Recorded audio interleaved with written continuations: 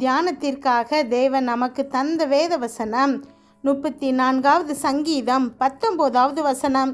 நீதிமானுக்கு வரும் துன்பங்கள் அநேகமாயிருக்கும், கர்த்தர் அவைகள் எல்லாவற்றிலும் நின்று அவனை விடுவிப்பார். கிறிஸ்துவுக்குள் பிரியமானவர்களே, நீதியாய் நடந்தோம் உங்கள் வாழ்க்கையில் நீங்கள் தற்போது துன்பத்தை அனுபவிச்சிட்ருக்கீங்களா? தேவன் இந்த வார்த்தையை உங்களுக்காக தான் அனுப்புகிறாரு. கர்த்தருக்கு பயந்து வாழ்ந்து வந்த தாவீது எந்த நேரமும் ஏதாகிலும் ஒன்றோடு போராடிட்டு இருக்கிற நிலைமை இருந்துச்சு.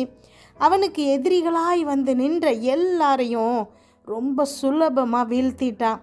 ஆனால் அதுக்கு அப்புறமாகவும் சவுல், தாவீதுடைய மகன், அப்புறம் சீமேயு, இப்படி ஒவ்வொருத்தராக தாவீதுக்கு எதிராக விரோதமாக பேசினாங்க. அவங்களுக்கு எதிராக எழும்பி நின்றாங்க. ஆனால் தேவனை தாவீது இறுக்கமாக பிடித்து கொண்டபடியினால் அவனுடைய எல்லா இக்கட்டுகளுக்கும் அவனை விடுவித்து காத்து கொண்டார்.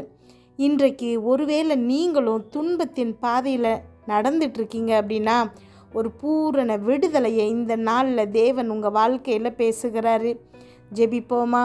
எங்கள் அன்பின் பரலோக தகப்பனே, இன்று முழுவதும் என்னையும் என் குடும்பத்தில் இருக்கிற ஒவ்வொருவரையும் பாதுகாத்தீங்கப்பா.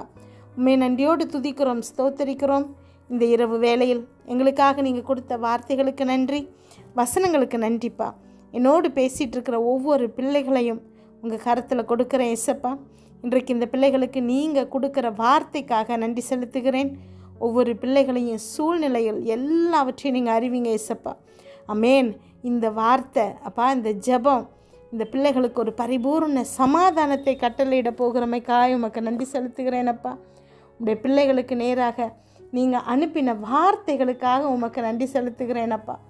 ஒவ்வொரு பிள்ளைகளும் இப்பொழுது அப்பா இந்த வார்த்தையை தனதாக்கி கொள்ளணும்ப்பா. அவங்கள பார்த்து நீங்கள் பேசுகிற வார்த்தைகளாக நினைத்து இந்த வார்த்தைகளை இந்த பிள்ளைகள் இருதயத்தில் இப்போது நிலை நிறுத்துகிறமைக்காக உமக்கு நன்றி செலுத்துகிறேனப்பா. அமேன். என்னோடு ஜெபிச்சிட்ருக்கிற நீங்கள் ஒவ்வொருத்தரும் நிறைய பிரசங்கங்கள் கேட்டிருக்கீங்க, நிறைய ஜெபம் பண்ணியிருக்கிறீங்க.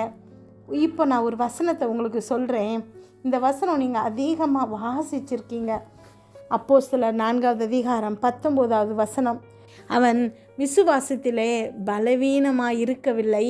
அவன் ஏறக்குறைய 100 வயதுள்ளவனாக இருக்கும்போது தன் சரீரம் செத்து போனதையும் சாராளுடைய கற்பம் செத்து போனதையும் எண்ணாதிருந்தான் அப்படின்னு அந்த வசனம் சொல்லுது. நீங்கள் என்னோடு இப்பொழுது ஜெபிச்சிட்ருக்கிறீங்க. நீங்கள் என்ன செய்கிறீங்கன்னா உங்கள் சூழ்நிலையை பார்க்குறீங்க, உங்கள் பிரச்சனைகளை பார்க்குறீங்க. இவ்வளவு வருஷம் ஆச்சுது, இன்னும் குழந்தை இல்லையே அப்படின்னு யோசிக்கிறீங்க. எனக்கு இத்தனை வயது ஆயிடுச்சு, இன்னும் திருமணம் ஆகலையேன்னு யோசிக்கிறீங்க. உங்கள் பிள்ளைகளுடைய வயது நிறைய ஆயிடுச்சு, இன்னும் அவங்களுக்கு ஒரு நல்ல வேலை கிடைக்கல, வீடு கட்ட முடியலை, என்னோடய பேங்க் பேலன்ஸ் ஒன்றுமே இல்லை, நான் எதிர்காலத்துக்கு எதையுமே சேர்த்து வைக்கலை, இப்படி யோசிச்சிட்ருக்கிறீங்க. ஆனால் தேவன் உங்களுக்கு நேராக அனுப்புகிற வார்த்தை இதுதான். அவர் இல்லாதவைகளை இருக்கிறவை போல அழைக்கிற தேவன். அமேன். இந்த வசனங்களை அசால்ட்டாக வாசிச்சுட்டு போயிடுறோம். ஆனால் அந்த இடத்துல சொல்லப்பட்டிருக்குது, அவனுடைய சரீரம் செத்து போனதையும் சாராளுடைய கர்ப்பம் செத்து போனதையும் அவன் எண்ணாதிருந்தான் அப்படின்னு போட்டிருக்கு. அவன் அப்படி எண்ணாதிருந்தால் மட்டும்தான் தேவன் மேலே விசுவாசமாக இருக்க முடியும்.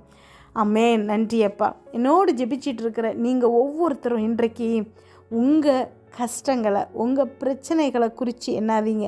அமேன். அவன் எப்படி தன்னுடைய சரீரம் செத்து போனதை எண்ணாதிருந்தானோ அதை மாதிரி உங்கள் சொற்ப வருமானங்களை நீங்கள் எண்ணாதிருங்க. நீங்கள் பெட்ரீட்டனாக இருக்கலாம், எழுந்திரிக்க முடியல, மூட்டு வலி, நடக்க முடியல, காலை கீழே ஊன முடியாத நிலைமையாக இருக்கலாம். ஆனால் நீங்கள் இதை எண்ணாமல் தேவன் உங்களுக்கு கொடுத்துருக்கிற வாக்கு தத்தத்தை தேவனை விசுவாசிச்சிங்க அப்படின்னா எழுந்து நீங்கள் ஓடுவீங்க. உங்களுடைய வருமானம் உங்களுடைய பொருளாதாரத்துக்கு ஒரு பெரிய தடையாக இருக்க போகிறதில்ல. நீங்கள் அதை எண்ணாதிருங்க. தேவனை மாத்திரம் நீங்கள் விசுவாசிக்கும் போது அவர் உங்கள் உபத்திரவங்கள் எல்லாவற்றையும் மாற்றுவார் அப்படிங்கிறத நீங்கள் விசுவாசிக்கும்போது தாவீது மாதிரி தேவன்கிட்ட எப்பொழுதும் சமாதானமாக இருக்கலாம். நீங்கள் தாவீதை சுற்றி எத்தனை துன்பங்கள் வந்தாலும் அவன் எப்பொழுதும் தேவனோடு உறவாடிக்கிட்டே இருந்தான். தேவனை பாடிக்கிட்டே துதித்து பாடிக்கிட்டே இருந்தான்.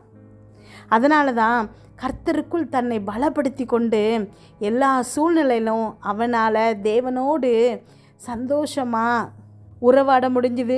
நீங்கள் கூட இன்றைக்கு உங்கள் சூழ்நிலையை பார்க்காதீங்க, தேவனை பாருங்கள்.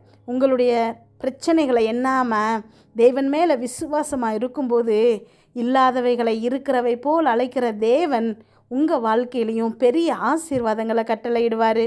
நன்றி அப்பா, ஸ்தோத்திர ஏசப்பா.